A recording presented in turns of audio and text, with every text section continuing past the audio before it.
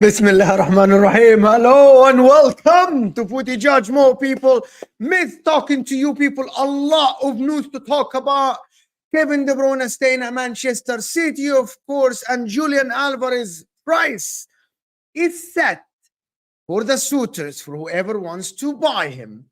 And also Virgil van Dijk already wants to renew his contract with Liverpool, so that's one off the table for Liverpool. And also Arsenal hold a big advantage over everyone for Mikel Merino, already starting the talk with Mikel Merino, Arsenal with Real Sociedad. And I think Arsenal hold a clear advantage over everyone. That was what was reported yesterday, of course. So big up everyone that is here. And Eze, actually Manchester City are maybe about to actually go in to negotiate for Eze for that midfield role, especially if Julian Alvarez, if someone is gonna have Julian Alvarez bid or something like that. But listen, big news to talk about. And also Manchester United are moving mad. Manchester United are moving crazy in the market with the Mazraoui. These guys, Manchester United, aren't kidding, aren't joking in the transfer market. But listen, we'll talk about all of that. But first, before we go on, hit that like button, people. If you're here, like the video because it helps the channel, it helps this show go to the next audience and go to the next viewer, of course. And before we go on, you know the drill. I want to know, where are you tuning in from? Everyone in the chat, where are you tuning in from, people? I want to know, where are you tuning in from, people?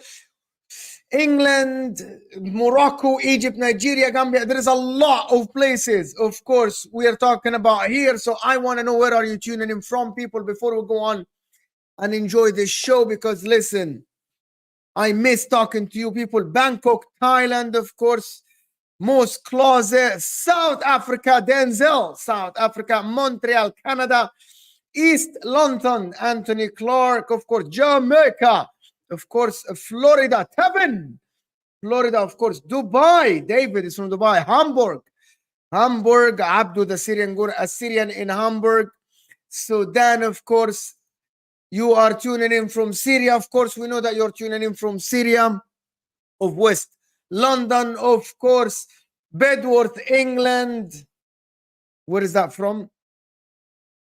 Vanuatu. I don't know where Vanuatu is. Can you just clarify? From Bethesda. I don't know where is that. Maryland. I know that's Maryland, but I don't know where is that from. Where is that?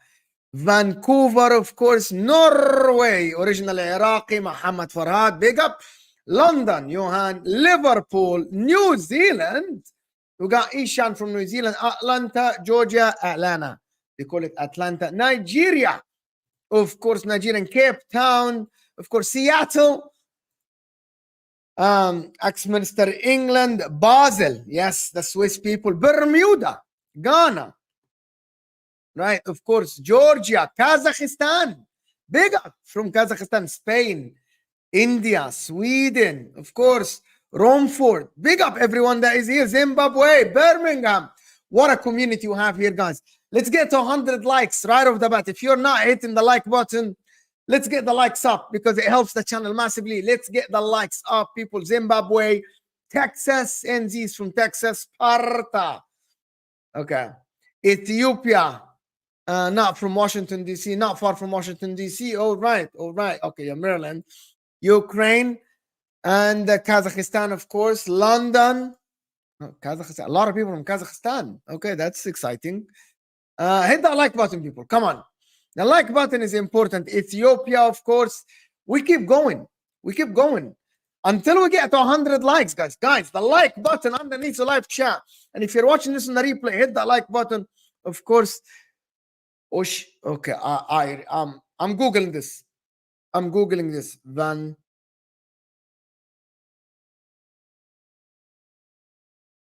Oh my God. Country. Okay. On Oceania. Okay. Country on it's an island. Okay, got you. Okay, country on Oceania. Okay, I got you. That's literally right next to Australia. Oh, north of New Zealand. All right. Brighton, of course, California. Hit the like button, of course. We need to, New Zealand, of course, it's near Solomon Island. Yeah, I get where is that now. I get where is that. But listen, people, let's start the show. 200 people here. Let's get the likes up, people, because it's important for us to get the likes up a little bit, guys. And of course, India's here. Hounslow, of course, Cornwall, England, Ireland, of course, the North Pole. Okay, now we're joking, so it's all right. Guys, let's get the likes up a little bit. But listen, we have to start with this news. Arsenal already have sent their proposal to Mikel Merino and now preparing to offer Real Sociedad for the player. Merino is getting closer and closer to Arsenal, the agreement between the two clubs. So here is what happened in this. For Somalia, of course, I want you to guys get involved. We got in a really heated argument about Merino yesterday, and Mikel Merino, is he the piece that Arsenal are missing next season? Of course. We are going to talk about Manchester City. We're going to talk about Eze. We're going to talk about Julian Alvarez. We're going to talk about KDB. We're going to talk about what Pep Guardiola said yesterday, people. But listen, number one, there is another news out there that says that Arsenal, which is what I wanted actually to talk about, that Arsenal actually hold a crucial advantage over Barcelona and Atletico Madrid, right, as the trio chase Mikel Merino. What I wanted to talk about here is that, number one, Mikel Merino isn't going to join Atletico Madrid. That's what he said. He said his camp said that they didn't like the project and they are not joining the Simeone camp in Atletico Madrid. So the race now is between Arsenal and between Barcelona. So when you read the article, you know why why Arsenal have an advantage over Barcelona. It's simply because the price was set for the guy for about £25 million, which is still a lot for someone who has 1 year left his contract. Barcelona don't have that money. Barcelona, if they're going to get the money, they're going to spend it on Nico Williams. And also Barcelona are actually in for Dani Olmo as well. So I don't think Mikel Merino is Barcelona's priority at all at this moment, right? This is why Arsenal need to finalize this deal. In my opinion, Arsenal needed to actually finalize this deal a little bit earlier before it becomes a bidding war, before someone else comes in and bid for the guy. This guy, in my opinion, left-footed, is built like a tank, right? As we said before, can go up and down the pitch, very technical as well. I actually think in terms of a starting lineup, if Partey gets injured, God forbid, listen, if Partey is fit, and I want to talk about Arsenal because I haven't spoken about Arsenal for a while. I haven't spoken about Arsenal for a while, in my opinion. But to be honest with you, Arsenal need a Mikel Merino in their team. Arsenal really need a Mikel Merino in their team. They need someone who is a box-to-box midfielder as well. Because I am not sold on the Fabio Vieira. I like Smith Rowe, but Smith Rowe has been off it for about a season or 2 seasons now. Arsenal need something like that, this guy, in my opinion. And he provides something that Arsenal don't have. He provides the physicality along with the technical ability, which is something that Arsenal don't have. Something that maybe Granit Xhaka offered in his last season at Arsenal. Is he enough though? I'm going to talk about this in a bit. And listen, there's 250 people here, and the least we can get for the likes is 200 likes. We cannot have a 250 people here and we only own 100 likes. As I said, lately, you guys have been doing absolutely fantastic, right? Lately, you guys have been absolutely phenomenal in the like button. So hit that like button, help the channel massively. Mikel Merino provides something to Arsenal that Arsenal don't have, which is the technical ability, left-footed player that actually can go up and down the pitch. He might not be the guy that, oh my God, he's going to run sprints, but he is very experienced in terms of where to be on the pitch and what to do without the ball. And also, he can defend. He can put in tackles. He wins duels. And I think he's someone that Arsenal need. Is he enough, though? Is Mikel Merino enough? And I said yesterday that if they keep Emil Smith Rowe, and they keep Fabio Vieira, that's on them. That's a big risk, in my opinion, because I don't think Arsenal should go next season relying on these two if there are suitors for them. If there is someone that is coming in and putting a bid on the table for Emil Smith Rowe for 30 million pounds, I think Arsenal should sell the guy, in my opinion. This guy, this Mikel Merino guy, provides the cover for the left midfielder or even the right-sided with Odegaard or Declan Rice in case Thomas Partey is injured. In my opinion, if I'm looking at this Arsenal team, I think Arsenal need to sign Mikel Merino and another midfielder. The kind of midfielder that Arsenal need to sign was the kind of midfielder that was on the market, which was Douglas Luiz, which is a cover, and maybe Onana, which was 50 million pounds, the guy that joined Aston Villa. Is Onana the most aesthetic guy on the eyes? No, but he played well in the Euros. Sometimes you don't need the perfect player on the ball at the 6. The reason, like one of the things that Arsenal are missing sometimes from that DM, if Thomas Partey is not there, and if Jorginho is playing there, is the physicality. People know that I'm not the biggest fan of Jorginho. The reason why I'm not the biggest fan of Jorginho at the 6, because I don't think he has the legs for Arsenal. Arsenal, when they push high with the fullbacks and they push high with Odegaard and they push high with Declan Rice to support the wingers, the one who stops the transition from the opposition teams is going to be the DM. And it needs to be someone who can do it. Thomas Partey can do it. Declan Rice can do it, by the way. Jorginho can't do that. There is a reason why Declan Rice played as the 6, which is someone commented on my video yesterday. Declan Rice, in the first half of the season, played the majority of the games as the 6. And if you remember correctly, he got a lot of man of the matches, right? A lot of man of the matches. The fact that he played good in the 8 because there was nobody to play that role on that left side of the midfield, and Jorginho played at the 6, I don't think that should be the plan. I think Declan Rice can be the future 6 for Arsenal. And I'm going to tell you why I think that.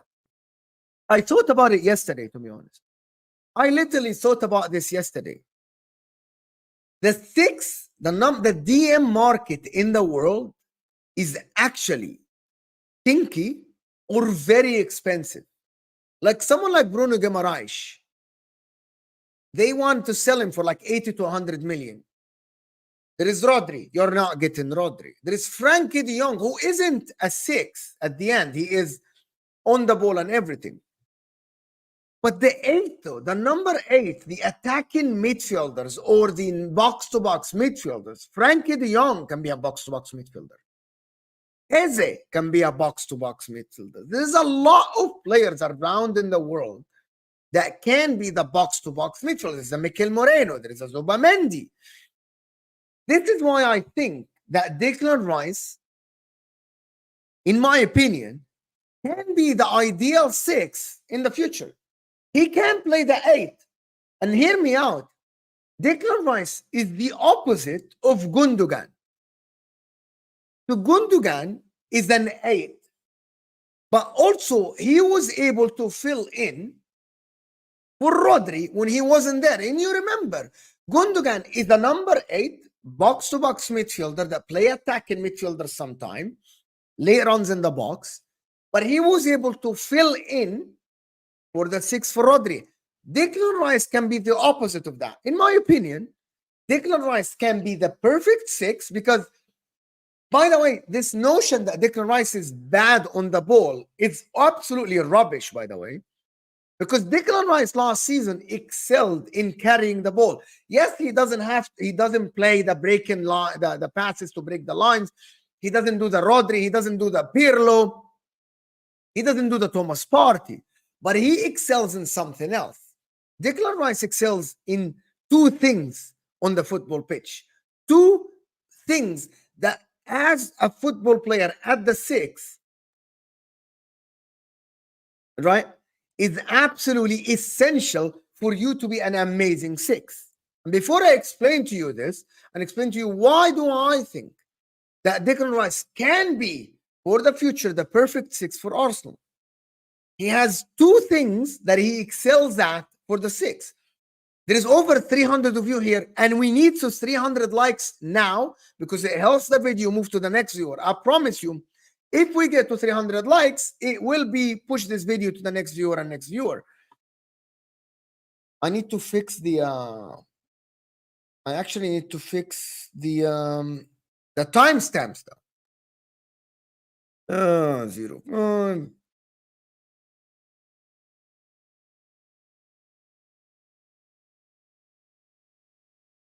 Let's get the likes up, guys, a little bit. I'm trying to do the timestamps on my own. So let's get the likes up to 200 likes now, and then we move on to the next target. Guys, it helps the channel massively. Helps the channel massively. Big up Mike. Big up Mike. Big up Mike. Big up. In my opinion, Declan Rice excels in 2 things: tackling And he excels in being an option for everyone on the pitch for the short pass. What I mean by this, sometimes when players get stuck, center backs, right backs, even number 8s, Declan Rice is the guy who's always running to be the option to create the angle for that player that is stuck, which is essential for the number 6 player on the pitch. And that's why I think, but I don't think that for example, Declan Rice does not excel in putting in a through pass. I don't think Declan Rice excels in like shooting. He's good at shooting. He doesn't excel at it. That's why I think if Arsenal, and he isn't technical, he's not amazing technically. He's good in driving with the ball, which is you can do it if you're the 6th sometimes. That's why I think for the future, I think Arsenal, which is another defensive attribute. He excels in interception. In my opinion, Arsenal can have Declan Rice as the replacement, as the long-term replacement for Thomas Partey. It is very hard in the current market to find a competent 6 that can tackle, that can run around, that can carry the ball, but also can pass the ball. I don't think that guy exists. And Declan Rice is athletic, though. He runs around. He's athletic, right? It's very hard. So Declan Rice already has some attributes to actually be a very, very good 6. So why not just mold him to be the 6 for the future? Because the 6s that Arsenal have at the current moment are Jorginho and Thomas Partey, which is Jorginho might stay another year, but Thomas Partey isn't going to stay the year after this, because we know that he's not like, I don't think that he's going to stay. Zubamendi, for people that keep saying that we can get Fofana, we can get this, I don't think any of them will suit the Arsenal model at the 6 better than Rice. For everyone that says that Declan Rice showed us that he can play the 8, yet he did. He played very good in the 8. But I think that Declan Rice excelled at the 6 in the beginning of the season. So why move him from there to have someone else is there, unless it's Thomas Partey? Unless it's Thomas Partey. Here is the thing about Ray. You have Odegaard that can dictate the tempo, and you can get 2 8s that dictate the tempo. This is what people misunderstand. With all due respect to everyone, people think there's only one way to play the 6, which is you need to be the guy to dictate the tempo. There's only one Rodri in the world.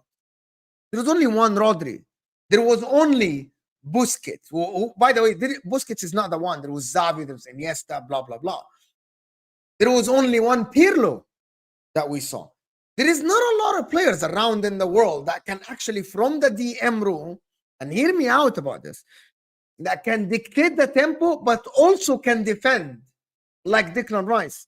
Declan Rice can defend very well, right? So why do you want to have someone who defends very well but also dictate the tempo? If that player exists, I promise you that player would be 200 million pounds. If there is a player that can dictate the tempo and defend very well and amazingly, that player will be 200 million pounds. Do you know what I mean? That player, I don't think that player, even, by the way, Rodri and Busquets didn't excel in defending, right? Number 1, Rodri is good in defending, but he isn't amazing in it. Like I would, as someone who defends in the midfield, Declan Rice is a better defender than Rodri. He's better defender than Busquets. His levels in terms of the interceptions, tackles, athleticism in terms of running, stopping a transition. You remember against Liverpool how Declan Rice was able to keep up with 4 attackers from Liverpool. That's why Declan Rice maybe can play that 6 and can excel at it, right? There is a lot of 8s around. There is tons of people that can play. Like if I'm looking around in the world, I told you, there's a lot of players that can play the 8. Even the Zubamendi, the Mikel Merino. There are other players as well. There is Fabian Ruiz. By the way, Fabian Ruiz, Luis Enrique doesn't like him. Right. The point about, like, as far as I know, Declan Rice already excelled for a half a season or more at Arsenal at the 6. Why shift him? Why shift him? Rodri, for example, as a DM, the difference between Arsenal and Manchester City is that, by the way, Manchester City are trained to have the ball all the time, and they press so hard to get the ball once they lose it in the final third. But once you bypass the press, Rodri can't keep up like Declan Rice. It's just natural ability. You know what I mean? Like, it's nothing against Rodri. It's just natural ability in terms of like running, athleticism, stuff like that. That's nothing against. But Rodri excels in passing and breaking the lines and stuff like that. And in my opinion, there is not a lot of sixes that will dictate the tempo around in the world and actually be the amazing 6. And I'm going to give you a simple example. One of the best 6s we have seen in the last 10 years is someone who doesn't excel on the ball at all, but he won multiple Champions Leagues and he excelled in his position. Do you guys know the name?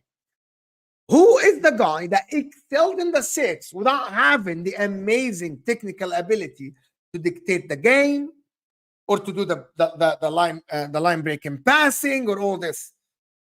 Who's that guy that excelled in this and absolutely was mentioned as one of the best DMs in the last 10 years? No Kante as a 6. Casemiro. Very simple. Casemiro's job was the ball from the opposition, intercept, tackle the ball, give it to the next guy. Give it to Toni Kroos or Luka Modric. Job done. I'm done. He doesn't need to do all the technical ability. I won my play. He used to do like the diagonal passes here and there. But Casemiro, like in the last 10 years, wasn't the amazing guy on the ball. He used to score a goal here and there. That's what people misunderstand. Oh my God, everyone now is so hung up with like, I need my 6 to dictate the tempo. And that's not what you need. That's not what you need. This is why I think Declan Rice is someone who can excel at the 6. That's why Mikel Merino adds a lot to the team, because he's the number 8. But going back to the Mikel Merino thing and going back to the Arsenal talk about this, and guys, we're out 400 people here. See what the like does? Once you hit the like and you get us to 300 likes, we'll get 500 people here at least, by the way. And I want you guys to get involved in the chat as well. By the way, Patrick Vieira was good on the ball, Rodney. By the way, Patrick Vieira was good on the ball, by the way. Just to let you know, he was good on the ball. That notion that Patrick Vieira wasn't good on the ball. I watched Patrick Vieira at Arsenal, at Juventus, and when he played at Inter, Patrick Vieira was good on the ball. He was good. But that's why Patrick Vieira for me is elite. Is ridiculous. Like, just Patrick Vieira was fucking amazing, because the physique, carrying the ball, the guy was a tackler, and people misprofile him as, oh, he's only tackling. The guy was good on the ball. I promise you, he was good. He was good. But going back to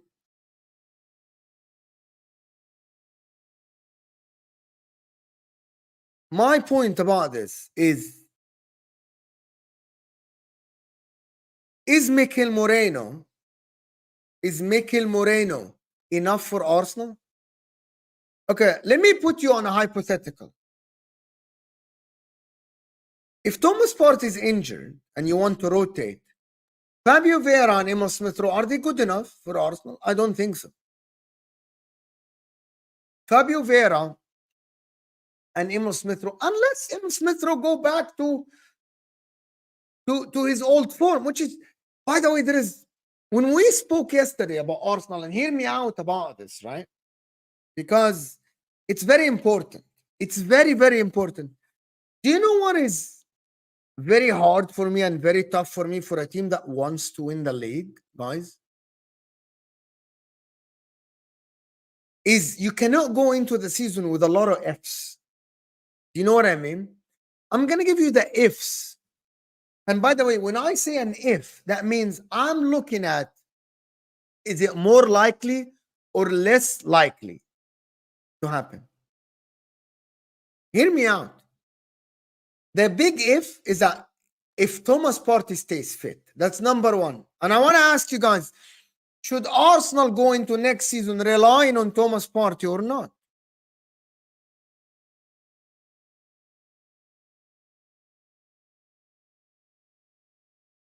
In my opinion, it's a big if. It's a massive if. It's a massive if, though. You know what I mean? Can Emil Smith Rowe bring back the form that he was 3 seasons ago? Because in the last 2 seasons, Emil Smith Rowe did not exist. In the last 2 seasons, Emil Smith Rowe did not play a big role. Can Fabio Vieira finally hack it in the Premier League? That's a massive if. So that is the problem. You have 3 players in that midfield. 3 players in that midfield that are big if about it. A big if. A massive if. Partey, if he stays fit, yes. But if he doesn't stay fit, it's very strange. You know what I mean? If he doesn't stay fit, Thomas Partey, I don't know what happens then. Especially if they only get Mikel Merino, Declan Rice. I don't trust Jorginho, though. I'm not a big fan of Jorginho. Fabio Vieira. What if Fabio Vieira is not playing well? Which is, we have seen Fabio Vieira just come in 1 or 2 games. I remember the Fulham game when Arsenal drew 2-2. That's the only game that I remember Fabio Vieira playing well on top of my head. You know what I mean? So my opinion is very simple. Arsenal should sign 2 midfielders, sell one of Emil Smith Rowe and Fabio Vieira. That is how I think. Declan Rice can be the 8 if Thomas Partey is fit. Mikel Merino can play the 8 and Declan Rice is the 6. If you want to rotate, you can play Jorginho. But Fabio Vieira, bro, are we still sitting here relying on Fabio Vieira for Arsenal? Are we still sitting here and saying Fabio Vieira and Emil Smith Rowe in 2024? I get Smith Rowe.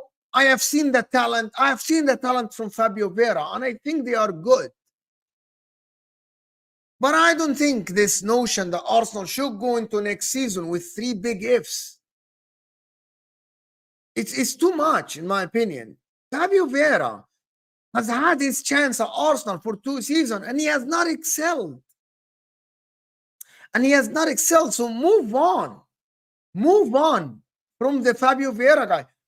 Smith Rowe, though, it's a big thing, Emil Smith Rowe, because that talent is undeniable for Emil Smith Rowe. No one can sit here and deny the talent that Emil Smith Rowe has.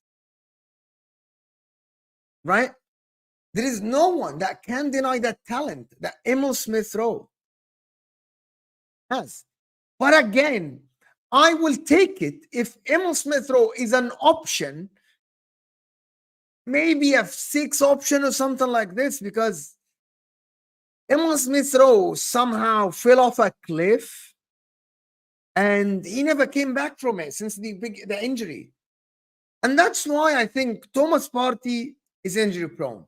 Emil Smith Rowe has not shown me a good form in 3 seasons now, or 2 seasons. Fabio Vieira has not shown me consistency in 2 seasons. There should never be a team that go into a season with 3 players in doubt of performing, even for injuries or for a top 4. It is not ideal for Arsenal. That's why this notion that Arsenal are gonna hang on for Smith Rowe is, I don't like it. I actually don't like it. I don't think it's the right thing to do. And I don't think that Arsenal should do this, in my opinion. I like the talent in Emil Smith Rowe. I just don't think he is the one to Arsenal to hang on to him. But this Mikel Merino guy, I think he adds a lot to Arsenal team. I think he adds a lot to the squad, and I think it is something that Arsenal need to finalized soon. Hopefully we hear the here we go soon about Mikel Merino. Hopefully we hear that here we go soon about Mikel Merino, and I like it. Listen, I'm gonna move on from Arsenal. Hopefully we'll hear good news soon about that Mikel Merino thing. Before we go on to Manchester City or Liverpool or something, I wanted to touch on the Mazraoui news about Manchester United. Listen, it's over 400 people here. 400 people here, guys. Let's get the likes to 400, guys. Guys, hit the like button underneath the live chat. We can get this. We can get this to 400 likes. I am sure that we can do this, guys. And another thing, and if you wanna, thank you, Tony, for the super chat. Appreciate you, buddy.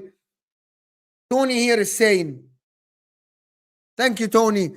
Fabio missed almost half the season with injuries, and that is the problem. There's a big if, Tony. It's a massive if. It's a massive if, bro. It's a massive if. That's the thing. It's a massive if, Tony. And that's why there shouldn't be, you shouldn't rely on Emil Smith Rowe, Fabio Vera, and Thomas Partey together. You can have two of them. That's the thing.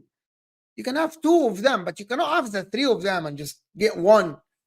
Too many ifs, exactly. Thank you. Too many ifs in the squad. For Manchester United and West Ham are in discussions to sign Mazraoui. The Moroccan right back is keen on the move to the Premier League, with Bayern hoping for a 20 to 25. This news about Man United are moving mad in the transfer market, in my opinion. They are targeting players left and right. One of the things about that is related to this transfer is that they lowered Wan-Bissaka's price, I think, to 10 million pounds, if I'm not mistaken. 10 million pounds. So I think this guy can be a good backup, but I don't think this guy, if Dalot is not fit, I'm not the biggest fan of Mazraoui, to be honest. I really don't think that Mazraoui is the right fit for the Premier League at all. And this is one of the transfers that from Man United. Man United are moving well in the market, but they aren't. Sometimes the targets aren't good. I don't like this guy in the Premier League. I don't think he succeeds in the Premier League. The times I watched him at Bayern Munich, I'm not the biggest fan of Mazraoui. I think that's one that is off from Man United. And I don't know what is happening between always. By the way, he's not Ajax, he's a Bayern Munich. Yes, he played at Ajax. But I think Man United here, just keep Wan-Bissaka, bro. Keep Wan-Bissaka as a backup. Mazraoui is not it. Mazraoui is not it for Manchester United. I don't know what Manchester United fans think, but I think Mazraoui is not it for Manchester United at all, by the way. I don't think he suits the Premier League. Physicality-wise, he doesn't suit the Premier League. And also technically, he's not amazing, though. Technically, Mazraoui is not amazing. I don't like this transfer one bit for Manchester United. Getting rid of Wan-Bissaka to pay money to get this guy, I think it's an L. I think it's an L for Man United. That's a wrong move for Manchester United. It's just for me, and also this notion that they're doing the deals with PSG and Bayern Munich and all this stuff. Come on. I don't like him. I didn't think he was, by the way, I didn't think he was great against Arsenal. I watched him sometimes. I don't think he's, the thing about it, when I say he's not great, I don't think he can excel in the Premier League or do well in the Premier League. I don't like him that much. I don't think he's, I'm not going to say Man United level, because at Bayern Munich, he played until Kimmich played at right back, and then he didn't see the pitch. I'm not the biggest fan of his. And for me, I think it's a wrong move for Manchester United. But if Manchester United get him as a backup, it's not, I don't think it's even an upgrade on Wan-Bissaka. Like, I don't think, he might be technically an upgrade on Wan-Bissaka, but as a right back, I don't think he's an upgrade. There's a lot of players that played for Bayern Munich that are not an upgrade. Not everyone that plays for Bayern Munich. Lima plays for Bayern Munich. You know what I mean? I don't think he's an upgrade at all for Bayern Munich. At all. For Manchester United. Like, for me, as a right back, I don't fancy him as a right back at all, in my opinion. But moving on from this one.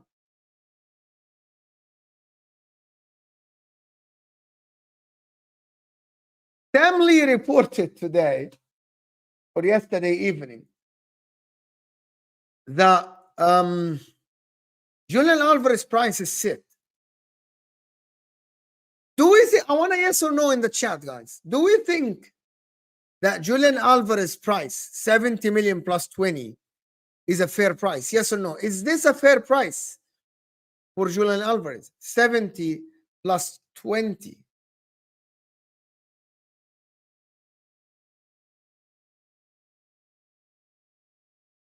By the way, that's in euros. That is in euros, by the way, just to let you know. That is in euros. That is not in pounds, actually.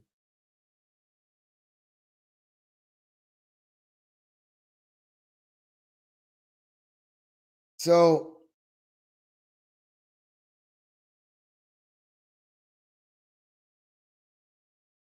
do you guys think that is a fair price for him? I don't know why Man City are being stubborn in this transfer. 60 million pounds for, they want 60 million pounds, I think, plus 16 million.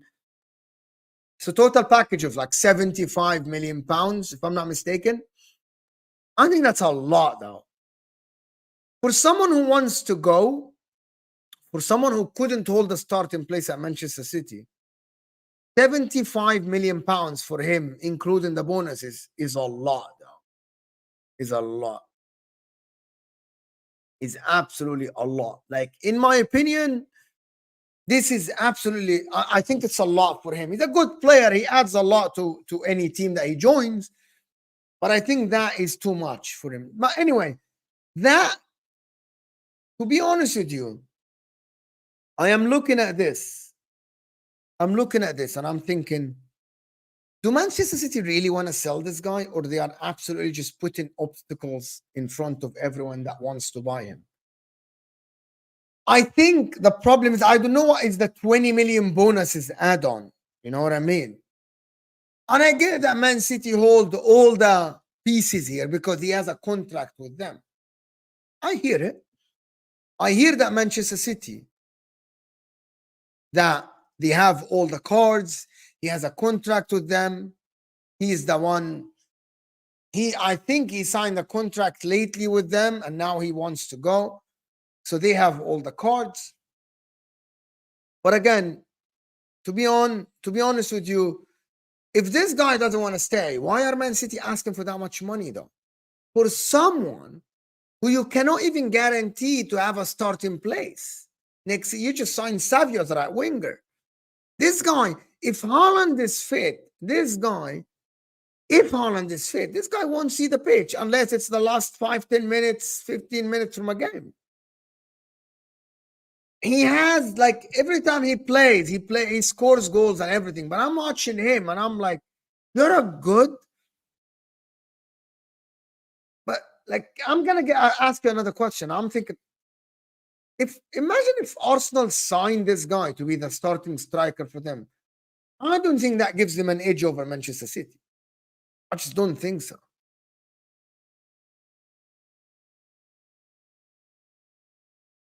Here you go, another Man City fan that is triggers. Why is his price 100 million? Why is a bench player price is 100 million? Why? Why? Why 100 million? Can someone explain to me? Why would it be 100 million? If Arsenal, because I'm just thinking about it this way. If Arsenal tomorrow sign this player as a starting striker for them, doesn't give them an edge over City. I don't think he's worth that much money at all. I think Julian Alvarez, for a team like Manchester City, can be a squad player. I'm just going to tell you one more thing. If Julian Alvarez goes to Inter, I don't think, for example, for my club, and I'm just going to tell you this, I don't think he starts ahead of Lautaro Martinez, who scored 20-something goals and won the league. I don't think he starts over Marcus Thuram. Physicality, Marcus Thuram in the first season in Serie A had like a 10-goal, 10 assists. I don't think so. And also 90 million euros for this guy. Is like Manchester City is treating this guy as he is a superstar, but also in the same time, I don't think he starts because you cannot start when Haaland is there. I don't think he starts over Lautaro, my opinion. But my point about this, and I don't rate Lautaro Martinez, but just the facts are, Lautaro Martinez is one of the pillars. This notion that this is why he's worth to City. Yeah, this notion is very strange, by the way. Well, every club can say, oh, so by the way, let me ask you something. Manchester City, with all due respect, want Bruno Guimaraes. Newcastle, and hear the story. Newcastle value Guimaraes as 100. What Manchester City wants Bruno Guimaraes to do is to tell Newcastle that he wants to go so they have the upper hand in negotiation. So no, and by the way, I don't care how much is Julian Alvarez worth to Manchester City. I'm talking about what I think is worth. And at the end, I do not dictate the market. I am here to tell you what I think is worth. That's my opinion. I think at the current market, Julian Alvarez, total 60 million pounds max, including add-ons. Especially, by the way, especially because he wants to go. By the way, you have to understand one thing. This player, based on reports, wants to go. That adds something to it. There is a difference between a player is okay with staying. That player wants to go, wants to leave.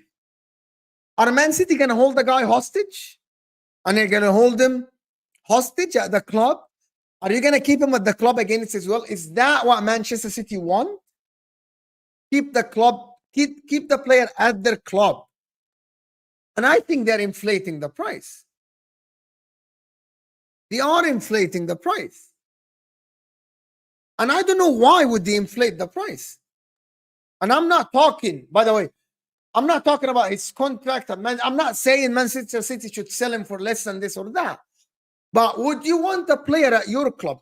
And also, let's talk about the fair price for him. 90 million pounds, including bonuses. I don't think it's a fair price for the guy. And that's my opinion. I think that's not a fair price. I think that price is a lot. I think that price is too much. And I don't see it fair. But if Manchester City, yeah, 90 million euros. I think 90 million euros, that is 75 million pounds. I think that's a lot for him. Isn't that? That's a lot for him. I think 75 million pounds for Julian Alvarez, who is not a starter for Manchester City, is a lot, to be honest. Is a lot.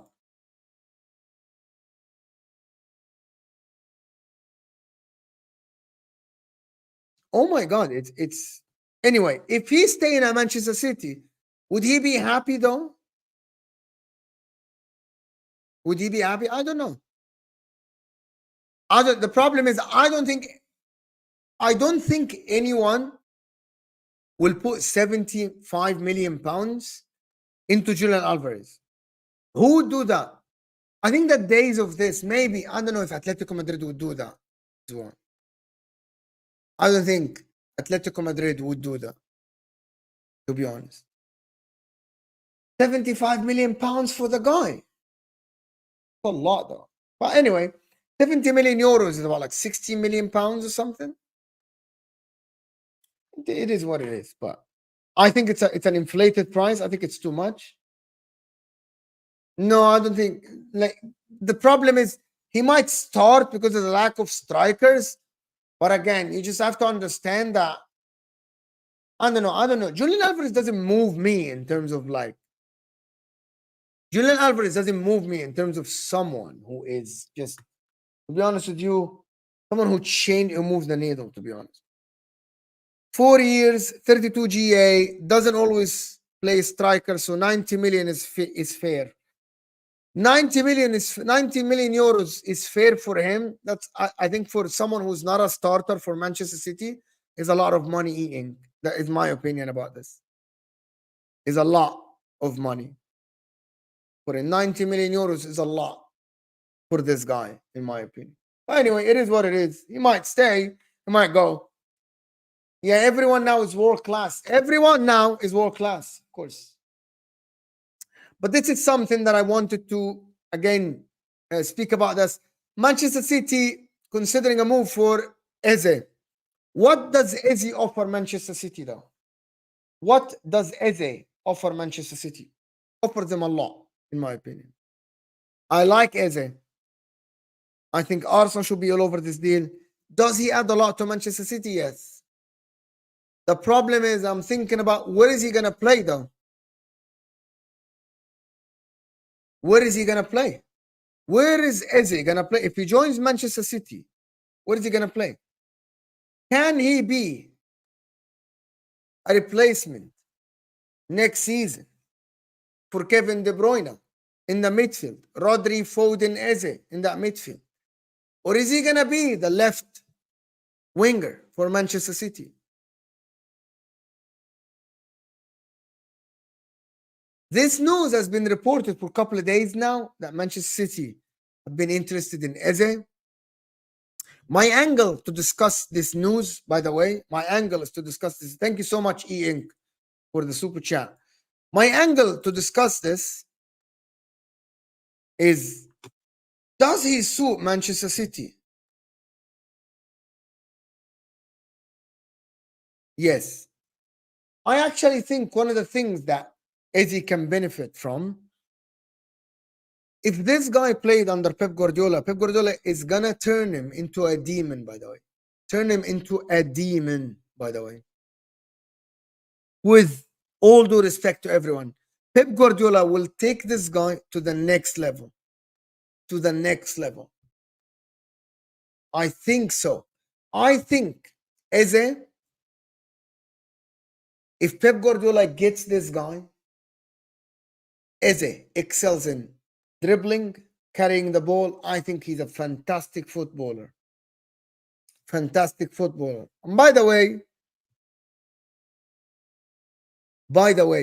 Pep Guardiola said we are 95% playing with the same squad unless someone leaves. Calvin Phillips might leave. I don't know who else is going to leave. Tony. Thank you, Tony. Mo, 60 million for Onana, 60 million for Euro, 75 million for Havertz, 75 million for Højlund, 65 million for Goncalo Ramos, 65 million for Mount, 60 million for Matthias Nunes. He is better than most. No, yes. But here is always what I talk about, Tony. The difference is when you leave a club, when you leave the club and you want to leave, right? And you leave a club that you're not a starter in, your price is different. Does that make sense, Tony? My point is, there are many factors that decide. If Julian Alvarez is a starter at Manchester City, his price will be 100. But Julian Alvarez next season is not going to be the starter, especially now with Savio. Kevin De Bruyne, if he's fit. Where is Julian Alvarez starting? There is Grealish, Savio, Doku, Haaland, Oscar Bob. Right? I don't know if Oscar Bob is ahead of him. There is Foden. There is Kevin De Bruyne. There is Rodri. There is Kovacic. Where is he going to start? Where does he come in? Where does he come in, though? Where does Julian Alvarez come in? The problem with this is that Julian Alvarez wants to go as well, which is it's gonna drive the price down a little bit. And I believe that they're gonna keep him at the end because no one is gonna pay that money for him unless there is a stupid club. I think it's a too much for him at the current moment because of him wanting to go, because of him not holding a starting position. Big up, Sophia.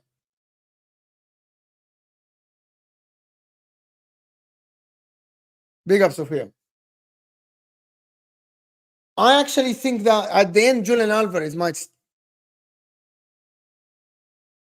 I think Julian Alvarez, if he stays at City next season, I don't think he plays a lot unless Haaland gets injured, and then Man City fans complain about Julian Alvarez being shoehorned in the starting 11. Eze though, Eze to Manchester City is a massive thing in my opinion if it goes. I'm not sure if it's going to happen, but someone has to come in and buy Eze. If Manchester City succeed to sell Matthias Nunes to Saudi Arabia, there's a little bit of interest, I think they can go for an Eze. They need a midfielder that can play a box to box. I think Eze is that guy. I think Eze under Pep Guardiola will take him to the next level, to a different level. And I think Eze to Manchester City. I said at the end of last season that I want to see Eze at Manchester City under Pep Guardiola, because I actually think that Eze has the talent, has the skills to actually be a next level player. He just needs a coach to unleash what he has, and it's Pep Guardiola. If there's a coach to unleash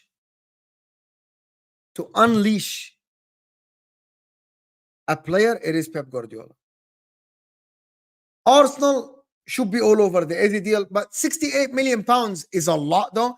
The talk in the beginning was 50 million pounds. I don't know why it says 68 million pounds. Again, that is a lot. He didn't even play that much at the Euros. I think 68 is an inflated price, in my opinion. But again, Eze is something that Arsenal should look at, in my opinion. Should look at. Can Arteta get the best out of him? I think as well. I think as well. I think Eze has a talent, has an amazing talent at his feet, and I think maybe he goes to the next level. My opinion, I like Eze, to be honest. And by the way, that's just to confirm that Pep Guardiola said Kevin is not leaving. All I want to know is that Kevin, is he gonna renew his contract or not? That's what I'm waiting to see. Fabrizio Romano rubbished all the news about Kevin De Bruyne to Saudi Arabia, which is something that we reported a couple of days ago. We spoke about that a couple of days ago, that Kevin De Bruyne was rumored to agree the terms with Etihad. It required Fabrizio Romano to go live on the YouTube to say that he hasn't agreed anything. And for everyone in the chat that is triggered, that I spoke about it, right? It is for everyone in the chat. For me, I report on the news and I talk about the news. And if Fabrizio Romano took the time to say it's fake, that means we were right to report about it, like every single YouTuber, like every single news outlet. And I'm not going to sit here and believe you, some of you guys, that tell me it's fake because your feelings say it's fake. There are news outlets that reported that he agreed personal terms, and it required, this is it. It's ridiculous. Everyone reported that he agreed personal terms. We spoke about it, like every other, like Sam, I think, spoke about it. Everyone spoke about it. And it required Fabrizio Romano, who's the biggest news outlet out there, the biggest person to report news, to say it's fake. And now I believe it's fake. That's it.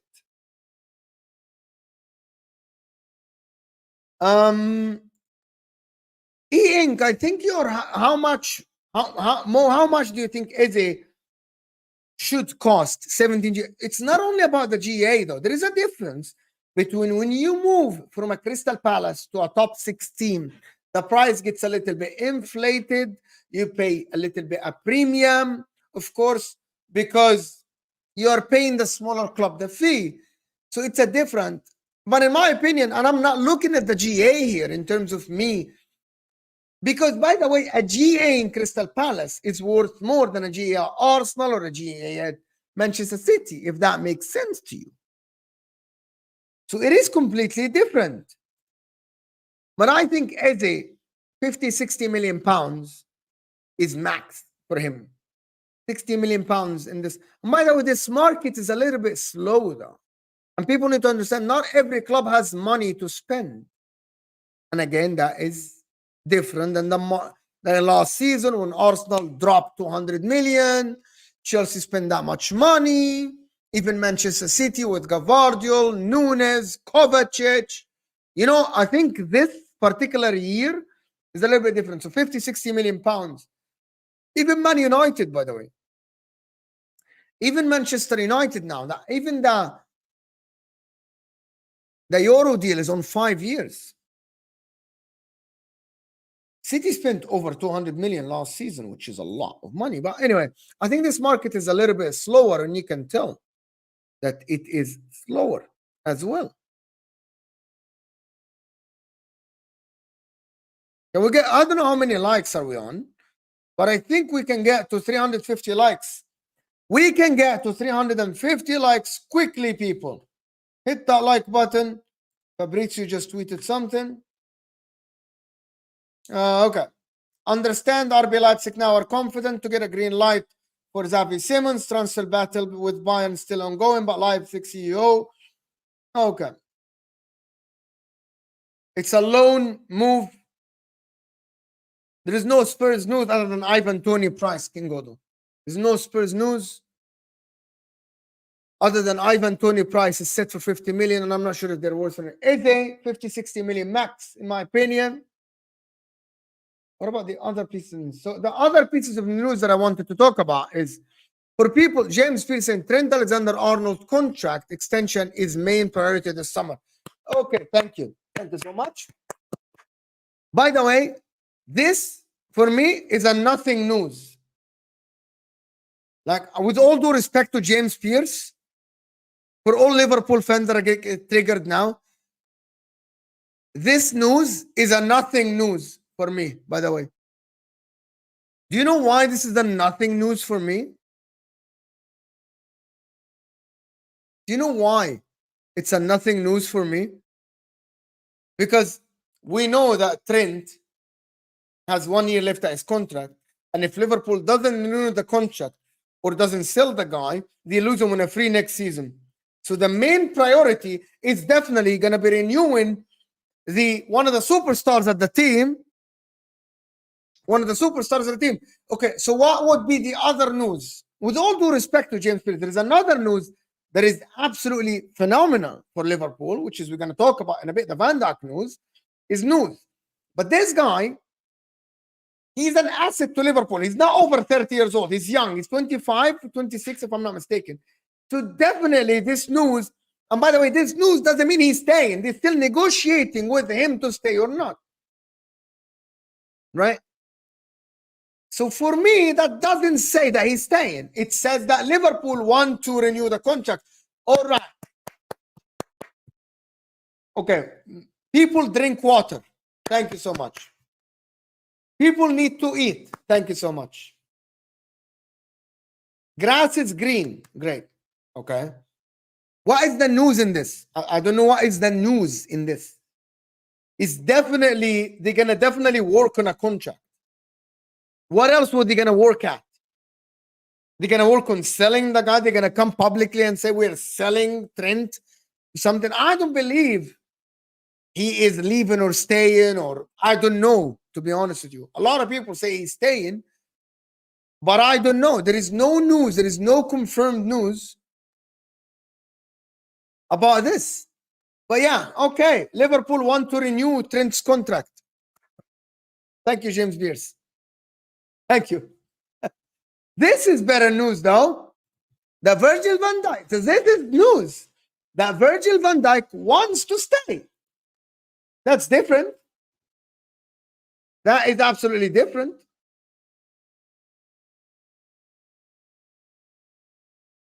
So this is different. This trend that Virgil van Dijk wants to stay is an actual news that I wanted to talk about, because this is big for Liverpool. If this guy renews the contract, at least Liverpool get one of these guys, right? One of these guys. And I'm not here saying who's credible, who's not credible. I'm talking about the actual news. Virgil van Dijk. Virgil van Dijk. If he wants to stay at Liverpool, that's a massive thing, because I believe Virgil van Dijk can give 2-3 years at least. At least. So this is massive for them. Next is Mohamed Salah, who actually, Mohamed Salah said that he wants to stay as well. At the current moment, the only one that hasn't said that he wants to stay yet is Trent. So no one at the current moment, if Virgil van Dijk signs a new contract, we know that Mohamed Salah already said that he wants to stay. The only one that hasn't said that he wants to stay is Mr. Trent. Trent hasn't said that already. So that is the thing. This news shows me that this guy is ready to sign a new contract. Mohamed Salah said that he wants to sign a new contract. Trent, all what he said is that I spoke briefly with Arne Slot. That's what he said. He said I spoke briefly with Arne Slot. He never said that he wants to stay yet, until Trent comes out and said, I want to stay at Liverpool. I'm not sure what to say. I'm not going to tell you lies here. I'm not going to tell you lies and tell you that Trent is staying. But that's the news about this. That is the news about this. EMMC saying it's filled with these fact which dribbling merchants. They almost never succeed. What makes you think City want Eze? They can promote Ndala. Number one, I don't think City wants Eze or don't want Eze. I had news and I spoke about the news, my friend. That's what I said. I don't know how reliable it is.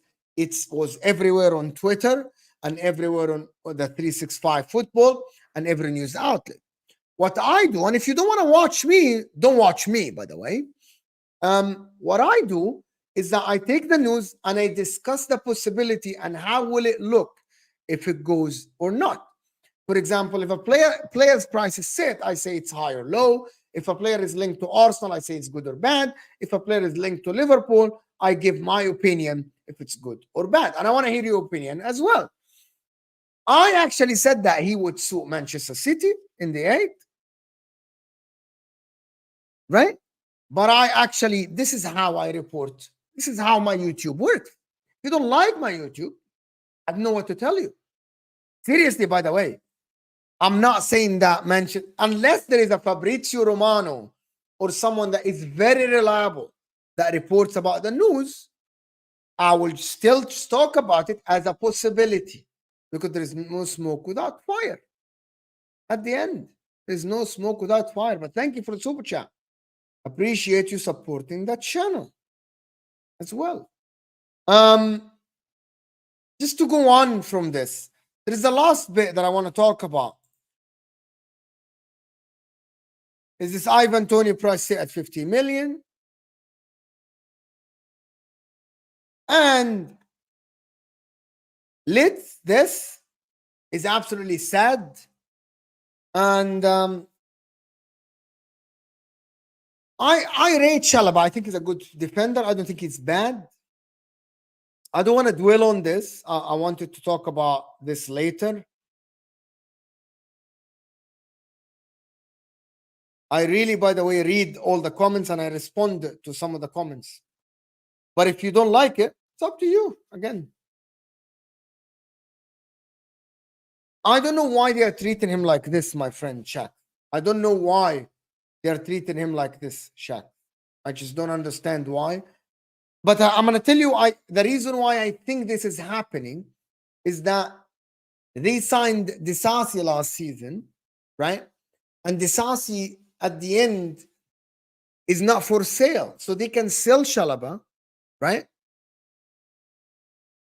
I think the problem is Chelsea have a lot of players. There's Tosin, Badiashile, Colwell, right? There is Disasi. And that is the problem. The problem with this is that they signed Disasi. So what would they do with this guy? It only makes sense if they didn't sign Disasi, but they signed Disasi, so it's done. It's absolutely done that they have to get rid of someone. And this guy's a pure profit. I don't think it's a big deal, but I think it's sad to see them treat like this, because I thought every time he played last season, he didn't look bad at all. He played well. But again, this is why when you have a full squad like Chelsea, when you buy players left and right, you end up with a lot of players. By the way, that will happen with other talents as well, like Chelsea. That will happen with Choco. I don't know if it's gonna Choco Maker. I think it's gonna happen with him, and that's what happens when you buy left and right, right? And because of the injuries and all this stuff. But I think the problem is they signed a lot of players, and they aren't gonna sell the players they sign unless there is a suitor for them. But that's the deal. That's the situation. The squad is so full. I think the squad is overfull. Like the squad is full of there's a lot of players at the squad. So it's a problem you need to solve. You solve the problem by having the players. Man dispossessed is saying in transfer windows there is 100% smoke without fire. Most likely, most of the time, there is a smoke without fire. There's an agent that open talk with someone. There's a news outlet. There's a player that gave a hint or something like this. Or there is a suitor for this and that. That's my belief, by the way. Always. There is not going to be like someone that is going to just report something completely fake and it's going to be everywhere, in my opinion. It's not to say that the whole news, people just twist the world, my friend. So what happens is people twist the word. For example, I'm just going to give you an example. There is a news that the agent of Rabiot spoke to Arsenal. There might be a phone call that happened. There might be someone, right, that think that Rabiot would suit Arsenal as well, and they linked to him. So you read the articles, and now you can actually see exactly the right news. For example, Eze, for Manchester City, I tried to dig into it. It said that someone from Manchester City inquired about him, the price, and he's one of the options for Manchester City. His agent said that one of the options is one of the top 6 clubs, and that's it. That is maybe the news. That's what I mean. You know what I mean? But that is the news about that we report and we talk about. Simple. But anyway, this Chalobah situation is sticky, and I think they're gonna.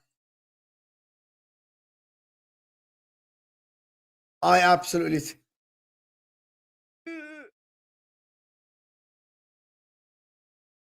Anyway, listen, we have still 360 people here, and I want you guys to hit that like button before you go. And I will see you guys soon, hopefully soon, hopefully tonight. We have a show with Mo Salah and Mina, and we'll talk about everything later. And we'll see you guys soon. We're out of here, people. Thank you guys for staying with us. Appreciate everyone. And let's get the likes to 350. We're 5 likes away from 350. Appreciate everyone that joined us. We'll see you guys soon. We're out of here, people.